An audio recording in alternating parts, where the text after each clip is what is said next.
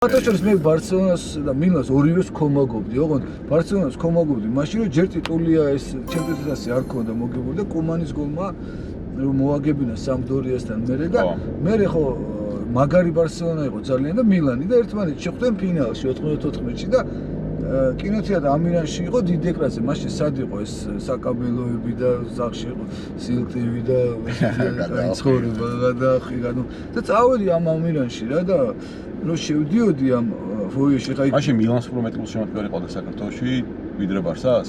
იცი რა, ვერ გეტყვი, იმიტომ რომ ბარსელონა ძალიან ლამაზ ფეხბურთს თამაშობდა და მილანზე ამას უკვე კაპელოს მილანზე ამას ვერ იტყოდი.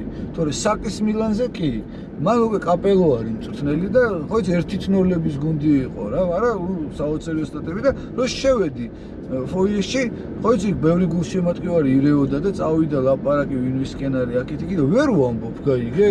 იმიტომ რომ ორივე მიყვარს და ორივე ფინალშია და აი იმიდან გასახდელიდან გვირაბიდან რომ გამოვიდნენ და რომ დავინახე, მივხვდი რომ მილანისკენია. მივხვდი რომ ხო და მე ისე გავიხარე ამ 4-0-ით რომ მაგის მერე მერიდებოდა და შემრცხვა ბარსელონასი და აღარა ვარ ბარსას ეგეთი თავგადაყოლი გულშემატკივარი. ხო აი რაღაც ხალატივით გამომივიდა თითქოს.